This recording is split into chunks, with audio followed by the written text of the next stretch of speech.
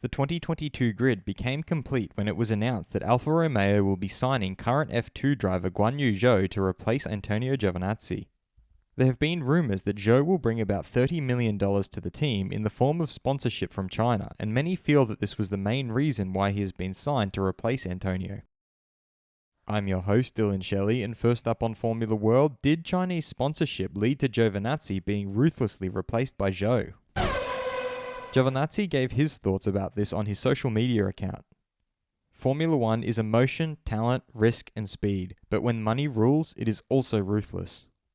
Alfa Romeo team principal Fred Vasseur has explained why they made this choice to replace Antonio in an official statement. The choice we have made is due to a combination of factors. It's not just about Antonio. Sometimes we perhaps expected something better, but that goes for everyone, for the team, for the drivers, for everyone else too. He had earlier spoken with GP fans where he was asked about the sizable sponsorship money rumoured to be coming with Zhou. The numbers you give, it is pure speculation and bullshit. He signed off by explaining how Zhou, like others from Formula 2, is a competent driver. Zhou is a frontrunner in the championship, and we have to consider F2. If you have a look over the last few seasons, all the young kids coming from F2 have done a great job. Fast feed.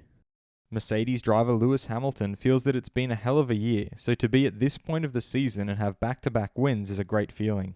It was a pretty straightforward race for me, a little bit lonely, but of course we needed those points, so a really solid job by the team, he added.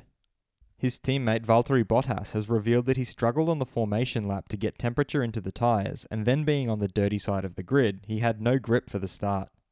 So I was just wheel spinning and was skating around on the first lap.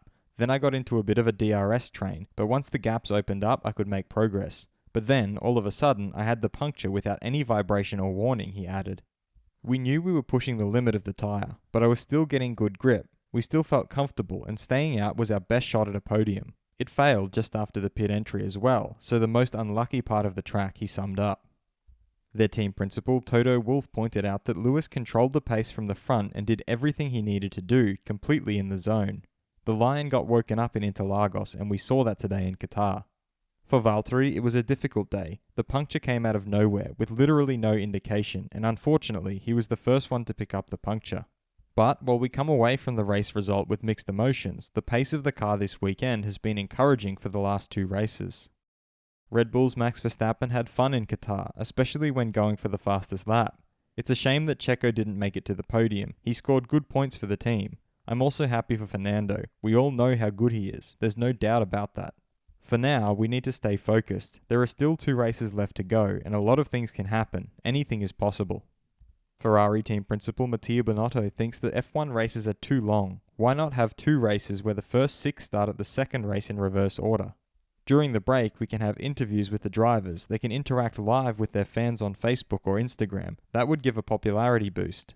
The world is changing, and if F1 wants to survive, it has to deal with scenarios that are not yesterday's news, he concluded. Should Formula One consider holding 2 shorter races instead of 1 long race on Sunday?